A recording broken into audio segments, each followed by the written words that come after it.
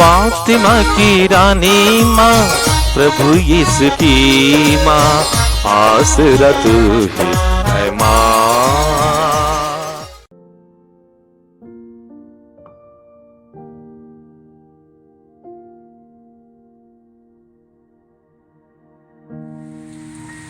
पहला पाठ प्रज्ञा ग्रंथ अध्याय 1 पद संख्याएं 13 से 15, अध्याय 2 पद संख्याएं 23 से 24 तक। ईश्वर मृत्यु नहीं चाहता, वह प्राणियों की मृत्यु से प्रसन्न नहीं होता। उसने सब कुछ की सृष्टि इसलिए की है कि वह अस्तित्व में बना रहे। संसार में जो कुछ है वह लाभ ही के लिए है। उसमें कहीं भी घातक विष नहीं। मृत्यु पृथ्वी पर शासन नहीं करती, क्योंकि धर्माचरण करने वाला कभी नहीं मरेगा। ईश्वर ने मनुष्य को अमर बना दिया। उसने उसे अपना ही प्रतिरूप बनाया। शैतान की ईर्ष्या के कारण ही मृत्यु संसार में आई है। जो लोग शैतान का साथ देते हैं वे अवश्य ही मृत्यु के शिकार हो जाते हैं। यह प्रभु की वाणी है। ईश्वर को धन्यवाद। भजन अनुवाक्य। हे प्रभु, मैं तेरी स्तुति करूंगा, तूने मेरा उद्धार किया है। हे प्रभु, मैं तेरी स्तुति करूंगा, तूने मेरा उद्धार किया है। हे प्रभु, मैं तेरी स्तुति करूंगा, तूने मेरा उद्धार किया है। तूने मेरे शत्रुओं को मुझ पर हंसने नहीं दिया। हे प्रभु, तूने मेरी आत्मा को अधोलोक से निकाला है। तूने मुझे मृत्यु से बचा लिया है। अनुवाक्य। हे प्रभु, मैं तेरी स्तुति करूंगा, तूने मेरा उद्धार किया है। हे प्रभु, मैं तेरी स्तुति करूंगा, तूने मेरा उद्धार किया है। प्रभु के भक्त उसके आदर में गीत गाए और उसके पवित्र नाम की महिमा करें। उसका क्रोध क्षण भर का है, किंतु उसकी कृपा जीवन भर बनी रहती है। संध्या को भले ही रोना पड़े, किंतु प्रातःकाल आनंद ही आनंद होता है। अनुवाक्य। हे प्रभु, मैं तेरी स्तुति करूंगा, तूने मेरा उद्धार किया है। हे प्रभु, मैं तेरी स्तुति करूंगा, तूने मेरा उद्धार किया है। हे प्रभु, मेरी सुन, मुझ पर दया कर। हे प्रभु, मेरी सहायता कर। तूने मेरा शोक आनंद में बदल दिया है। हे प्रभु, मेरे ईश्वर, मैं अनंत काल तक तेरी स्तुति करूंगा। अनुवाक्य। हे प्रभु, मैं तेरी स्तुति करूंगा, तूने मेरा उद्धार किया है। हे प्रभु, मैं तेरी स्तुति करूंगा, तूने मेरा उद्धार किया है। दूसरा पाठ कुरिन्थियों के नाम संत पौलुस का दूसरा पत्र, अध्याय 8 पद संख्याएं 7, 9, 13 से 15 तक। आप लोग हर बात में विश्वास, अभिव्यक्ति, ज्ञान, सब प्रकार की धर्म सेवा और हमारे प्रति प्रेम में बढ़े चढ़े हैं। इसलिए आप लोगों को इस परोपकारों में भी बड़ी उदारता दिखानी चाहिए। आप लोग हमारे प्रभु यीशु मसीह की उदारता जानते ही हैं। वह धनी थे, किंतु आप लोगों के कारण निर्धन बने, जिससे आप लोग उनकी निर्धनता द्वारा धनी बन जाए। मैं यह नहीं चाहता कि दूसरों को आराम देने से आप लोगों को कष्ट हो। यह बराबरी की बात है। इस समय आप लोगों की समृद्धि उनकी तंगी दूर करेगी, जिससे किसी दिन उनकी समृद्धि आपकी तंगी दूर कर सके और इस तरह बराबरी हो जाए। जैसा कि लिखा है, जिसने बहुत बटोर लिया था उसके पास ज़्यादा नहीं निकला, और जिसने थोड़ा बटोर लिया था उसके पास कम नहीं निकला। यह प्रभु की वाणी है। ईश्वर को धन्यवाद। जय घोष, हालेलुया हालेलुया। हे प्रभु, तेरी शिक्षा आत्मा और जीवन है। तेरे ही शब्दों में अनंत जीवन का संदेश है। हालेलुया। प्रभु आप लोगों के साथ हो और आपकी आत्मा के साथ। संत मार्कुस के अनुसार पवित्र सुसमाचार, हे प्रभु तेरी महिमा हो। अध्याय 5 पद संख्याएं 21 से 24 तक, फिर 35 से 43 तक। जब यीशु नाव से उस पार पहुंचे तो समुद्र के तट पर उनके पास एक विशाल जनसमूह एकत्र हो गया। उस समय सभागृह का जायरूस नामक एक अधिकारी आया। यीशु को देखकर वह उनके चरणों पर गिर पड़ा और यह कहकर अनुनय विनय करने लगा, मेरी बेटी मरने पर है, आइए और उस पर हाथ रखिए जिससे वह अच्छी हो जाए और जीवित रह सके। यीशु उसके साथ चले। एक बड़ी भीड़ उनके पीछे हो ली और लोग चारों ओर से उन पर गिरे पड़ते थे। सभागृह के अधिकारी के यहाँ से लोग आए और कहने लगे, आपकी बेटी मर गई है, अब गुरु को कष्ट देने की जरूरत क्या है? यीशु ने उनकी बात सुनकर सभागृह के अधिकारी से कहा, डरिए नहीं, बस विश्वास कीजिए। यीशु ने पेतरुस, याकूब और याकूब के भाई योहन के सिवा और किसी को भी अपने साथ नहीं आने दिया। जब वे सभागृह के अधिकारी के यहाँ पहुँचे तो यीशु ने देखा कि कोलाहल मचा हुआ है और लोग विलाप कर रहे हैं। उन्होंने भीतर जाकर लोगों से कहा, यह कोलाहल, यह विलाप क्यों? लड़की मरी नहीं है, सो रही है। इस पर वे उनकी हंसी उड़ाने लगे।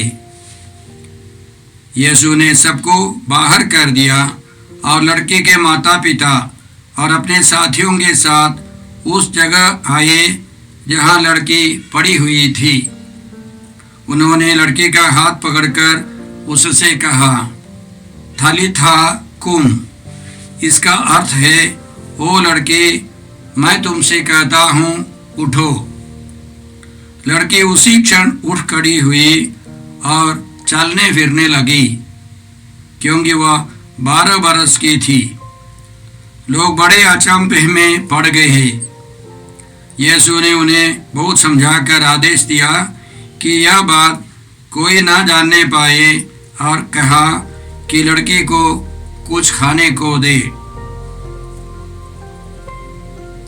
यह प्रभु का सुसमाचार। हे ख्रीष्ट तेरी स्तुति हो। यीशु क्रिस में प्रिय भाई और बहनों,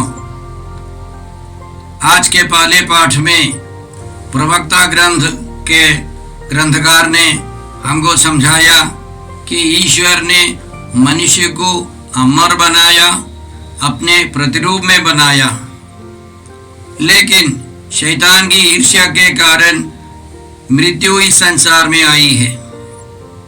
और उनका एक महत्वपूर्ण कहना है कि जो व्यक्ति शैतान का साथ देते हैं वे अवश्य मृत्यु का शिकार हो जाते हैं। हम जानते हैं कि किस प्रकार आदम हव्वा ने शैतान का साथ दिया और वे मृत्यु का शिकार बन गए। तब से आज तक इसी तरह है। जो यीशु के साथ रहते हैं वे जीवन पाएंगे। प्रभु यीशु ने कहा, चोर केवल चोरी करने, मारने और नष्ट करने आता है। चोर चुराता है, चोरी करता है, मारता है, नष्ट करता है। चोर माने शैतान। लेकिन यीशु का कहना है, मैं इसलिए आया हूं कि वे जीवन प्राप्त करें, बल्कि परिपूर्ण जीवन प्राप्त करें। तो दो तरह के लोग हैं, जो शैतान का साथ देते हैं, दूसरा है ईश्वर का साथ देते हैं। हमको जीवन को चुनना है। ईश्वर चाहता है कि हम यीशु के साथ रहे, जीवन को चुने। दूसरे पाठ में संत पौलुस कुरिन्थ के लोगों को सिखाते हैं, समझाते हैं कि वे उदार बने। गरीबों की सहायता के लिए, दूसरों की सहायता के लिए वे उदार बने। इस उदारता की नींव प्रभु यीशु है। वे उनको सिखाते हैं। यीशु के बारे में वह इस प्रकार है, हम लोग ने जो सुना था। आप लोग प्रभु यीशु की उदारता जानते हैं।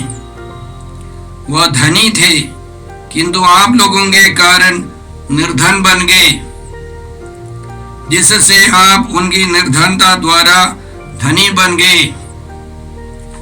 तो यीशु हम सबों के लिए मनुष्य बनकर आए। मनुष्य के रूप में आकर एक दास के रूप में, एक गुलाम के रूप में मृत्यु स्वीकार करने के लिए यीशु तैयार हो गए। उन्होंने क्रूस पर अपने को एक गुलाम के समान, एक हत्यारे के समान, खूंखार कैदी के समान यीशु मरे, और उन्होंने पुनर्जीवित होकर हमें पवित्र आत्मा दिया है, हमें संपन्न बनाया है। जो यीशु के साथ रहते हैं, ये जो यीशु के ख्रिस्त भक्त है, उनको यीशु के समान उदार बनना है। इसीलिए हम लोग पढ़ते हैं, आदिम कलीसिया में लोगों को जो मिलता था, जो संपत्ति मिलती थी, वे अपनी संपत्ति नहीं समझते थे, सबों का साझा था। प्रेरित चरित्र अध्याय 2 में हम लोग इस प्रकार पढ़ते हैं, विश्वासियों का समुदाय एक हृदय और एक प्राण था। कोई भी अपनी संपत्ति अपनी ही नहीं समझता था। कोई भी अपनी संपत्ति अपनी नहीं समझता था। जो कुछ उनके पास था उसमें सभी का साझा था।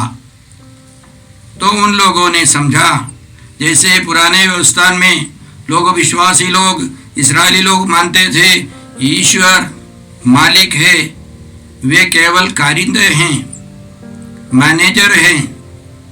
और आदिम कलीसिया में भी यही विश्वास था कि हमको जो कुछ मिलता है वो सबों के लिए है। याद रखें, इस्राएली लोगों को दशमांश देना था, प्रथम फल चढ़ाना था, और 5 प्रकार की बलियां चढ़ानी थी। 7 पर्वों में भागना था, उनमें कम से कम 3 पर्वों में जाना है और दान देना है। खाली हाथ नहीं आना है, ईश्वर कहता है। तो बहुत कुछ, उनकी कमाई के बहुत कुछ चढ़ाना पड़ता था। अब आदिम कलीसिया में लोगों ने, विश्वासियों ने समझा, मुझे जो कुछ मिलता है वो दूसरों के लिए भी है। इसलिए संत पौलुस ये सब समझकर जहाँ जाते थे, ये कलीसिया से चंदा लेकर दूसरी कलीसिया में देते थे। वो केवल पैसा की बात नहीं थी, वे चाहते थे कि वे सब आपसी मेल मिलाप में, प्रेम में, प्रार्थना में बढ़े। अगले अध्याय में कुरिन्थियों का नाम 2 पत्र अध्याय 9 में वे अच्छी तरह समझाते हैं कि यह चंदा देने से हमारा प्यार बढ़ेगा। वे लोग आपके लिए प्रार्थना करेंगे, हमारे लिए प्रार्थना करेंगे, तो आपसी तालमेल, आपसी रिश्ता, ये सब बढ़ जाएगा। यह यीशु चाहते हैं। इन दिनों हमारे ख्रीस भक्तों के बीच में यह अक्सर हम लोग भूल जाते हैं। निजी संपत्ति, व्यक्तिगत संपत्ति समझकर, लेकिन यीशु चाहते हैं कि हम उदार बने। कलीसिया हमको सिखाती है, कैथोलिक चर्च की धर्म शिक्षा नंबर 952 में हम लोग इस प्रकार पढ़ते हैं, जो कुछ उनके पास था उसमें सभी का साझा था। कैथोलिक चर्च में प्रेरित चरित्र अध्याय 2 प्रसंगिया 32 को कोट करके उद्धरणी लेकर पहले इससे शुरू करते हैं। एक सच्चे ख्रीस भक्त को समझना है कि उसे जो कुछ मिलता है उसमें सबों का साझा है। सब ख्रीस भक्तों को जरूरतमंदों एवं बेसहारे पड़ोसियों की सहायता करने के लिए आगे आना चाहिए। यह ख्रीस भक्त ईश्वर का कारिंदा है। हम मालिक नहीं है, हम केवल मैनेजर हैं, कारिंदे हैं। ईश्वर मालिक है, तो हमको जो कुछ मिलता है उसके बारे में यह समझना है, यह ईश्वर की देन है, इसमें सबों का साझा है। कई लोग कहते हैं यीशु ने दशमांश के बारे में नहीं सिखाया है, लेकिन याद रखें मरने के पहले यीशु ने यूदस को बताया कि तुमको जो करना है जल्दी ही कर लो। उनके साथियों ने समझा, यीशु के शिष्यों ने समझा कि यीशु कह रहे हैं कि पारों के लिए जो जरूरत है उसको खरीद लो या गरीबों को कुछ दान दे दो। तो उनको मालूम था यीशु जरूरत के अनुसार खर्च करते थे, खर्च करने के लिए यूदस को अनुमति देते थे, लेकिन यीशु गरीबों को दान देते थे, उनको मालूम था। तो इसलिए सुनने वाले शिष्यों ने समझ लिया यीशु ने यूदस को इसलिए भेजा है, कुछ सामान खरीदना है या गरीबों को दान देना है। तो जितनी शक्ति है उतनी शक्ति के अनुसार उदारता से हमको देना है। कलीसिया हमको सिखाती है हमारी संपत्ति केवल हमारे लिए नहीं है। और इसी तरह जो करते हैं, यीशु ने वादा किया, जिसने मेरे लिए घर, भाई बहनों, माता पिता, पत्नी, बाल बच्चों अथवा खेतों को छोड़ दिया हो, 100 गुना इस दुनिया में, अनंत जीवन उस दुनिया में। तो हम लोग घाटे में नहीं होगा। हमारा अनुभव है, बहुतों का अनुभव है कि देने वालों को मिलता रहता है। यीशु बोले, दो और तुम्हें भी दिया जाएगा। हम प्रार्थना करते हैं इस विषम परिस्थिति में, इस महामारी के समय बहुत सारे लोग, धनी देश उदार बने, लोगों की सेवा करें, मदद करें, एक दूसरे का सहयोग करें। इसके लिए हम लोग प्रार्थना करते हैं।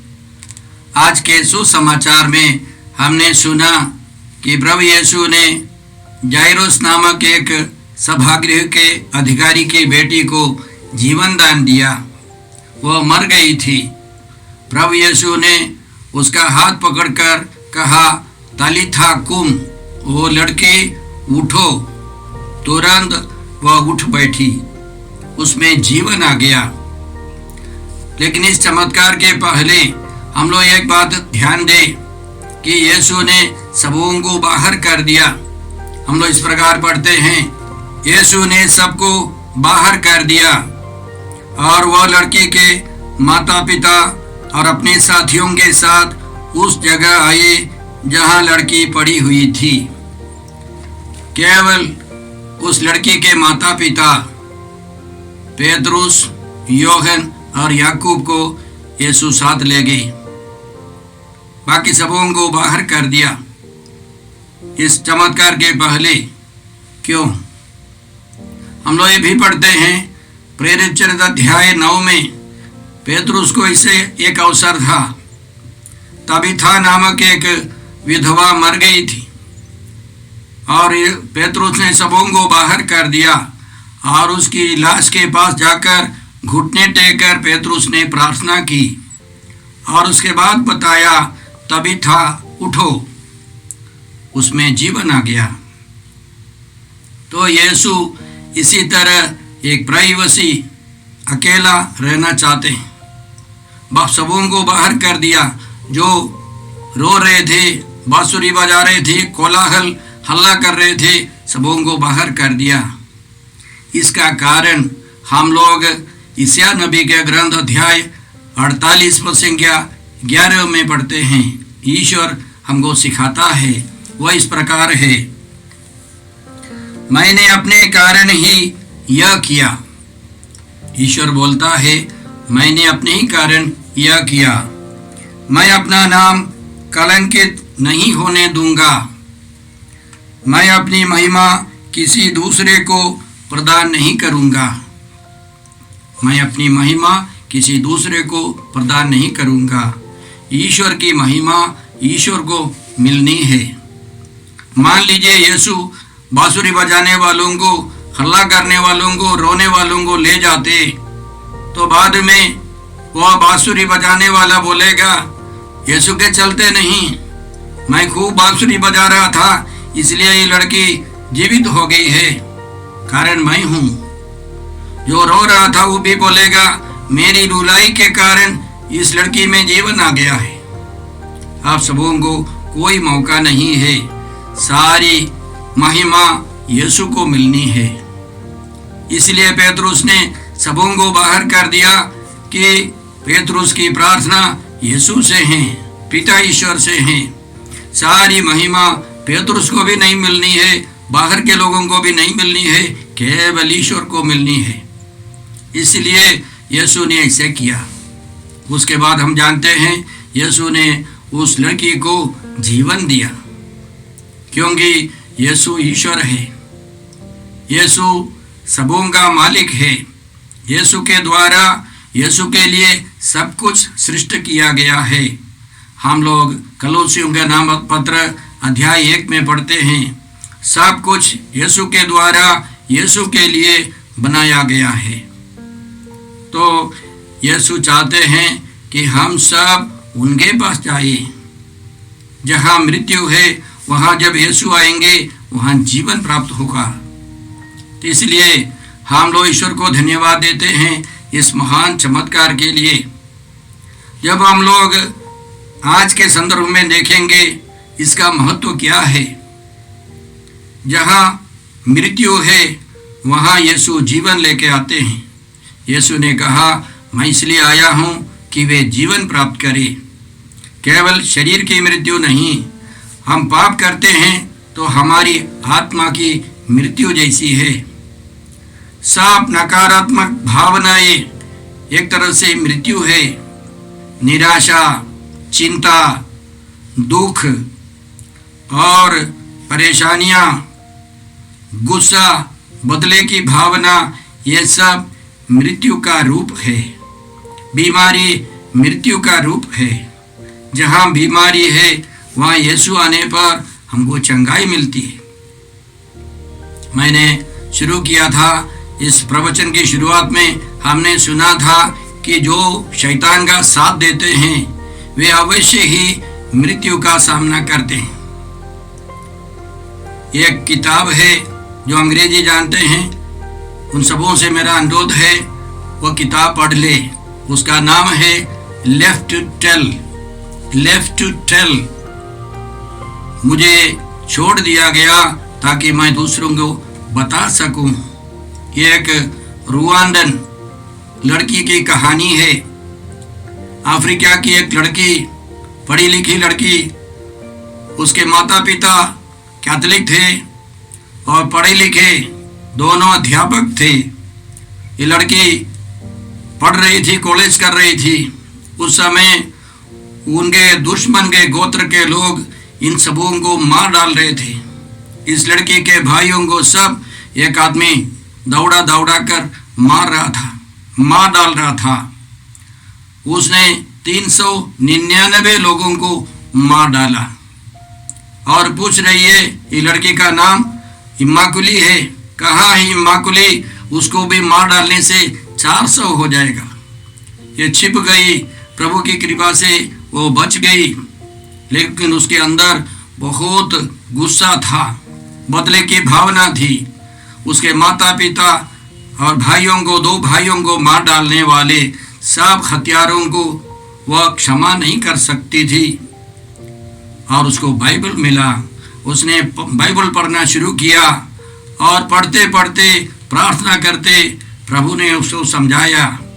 अब वे जीवित है, वे जीते रहते हैं और वे लीडर हैं, वे बड़े बड़े आदमी जैसे व्यवहार कर रहे हैं, लेकिन एक समय आएगा वे हार जाएंगे, वे तुमसे बहुत निचले स्तर पर पहुंच जाएंगे। और उस लड़की को क्षमा करने की कृपा मिली और महीनों के बाद उस लड़की ने उस हत्यारे को मिला जेल में। उसके घावों से पीप बह रहा था, दाढ़ी बढ़ गई, बाल सब बिखरा हुआ था। तो उस लड़की ने, इम्माकुली ने, उस पुरुष के हाथ को छूते हुए कहा, चाचा मैंने आपको क्षमा कर दिया है। उसने सिर झुकाकर कहा, मैं बहुत शर्मिंदा हूँ, मेरा परिवार टूट गया है, मेरी पत्नी विधवा जैसे हो गई, मेरे बच्चे अनाथ हो गए, मेरा परिवार बर्बाद हो गया। और वह अब अफसोस कर रहा है। तब इम्माकुली को याद आई, प्रभु यीशु ने कहा था एक समय आएगा वह बिल्कुल गरीब हो जाएगा, बिल्कुल हार जाएगा। अब उस शैतान के साथ देकर वह मृत्यु से गुजर रहा है। भाई और बहनों, उस लड़की को कृपा मिली और वह अब शादीशुदा है, 2 बच्चों की माँ है और संसार भर में यहाँ वहाँ जाकर बहुत प्रवचन देती है, मोटिवेशनल टॉक्स देती है और तीर्थ यात्रियों को तीर्थ में ले जाते हैं। मेजुगोरी और कीबेहो नामक जगह जहाँ अफ्रीका में माता मरियम ने दर्शन दी। तो हमको समझना है, हम शैतान के साथ नहीं दे, यीशु के साथ रहें। यीशु जीवन देने वाले हैं, मुक्ति देने वाले हैं। हे पिता ईश्वर, आज के पवित्र वचनों के लिए हम तुझे धन्यवाद देते हैं और तुझसे प्रार्थना करते हैं कि हम सब शैतान से दूर रहें, यीशु के साथ रहें। हम सबों को उदार बना दे और साथ साथ हमारे अंदर जो मृत्यु है, बीमारी है, पाप हैं, बुरी भावनाएं हैं, उन सबों को हम यीशु के चरणों में समर्पित करते हैं। प्रभु यीशु हमारे हाथों को पकड़कर हमको भी ऊपर उठाए। हम यह प्रार्थना करते हैं प्रभु क्रिस्त के द्वारा, आमीन। हमारे प्रभु यीशु क्रिस्त की कृपा, ईश्वर का प्रेम और पवित्र आत्मा का साहचर्य आप सबों को प्राप्त हो, आमीन। जय यीशु क्रिस्त में प्रिय भाई और बहनों, प्रभु यीशु ने हमें आदेश दिया है संसार के कोने कोने में जाकर सारी सृष्टि को सुसमाचार सुनाओ। सुसमाचार सुनने के लिए और सुनाने के लिए एक अच्छा मौका है। आप कृपया इस चैनल का सब्सक्राइब करें, लाइक करें, शेयर करें, बेल आइकन दबाएं ताकि यहाँ की नई वीडियोस की सूचना आपको मिलती रहेगी। साथ साथ आप दूसरों को भी प्रेरणा दें इसका सब्सक्राइब करने के लिए। याद रखें, कल के मिसा के दैनिक पाठ और उस पर टिप्पणियाँ आज ही दोपहर के बाद हम लोग अपलोड करते हैं। कृपया आज ही उसको सुनकर कल की तैयारी करें। प्रभु यीशु आपको और आपके परिवार को 100 गुनी आशीष देंगे। जय यीशु।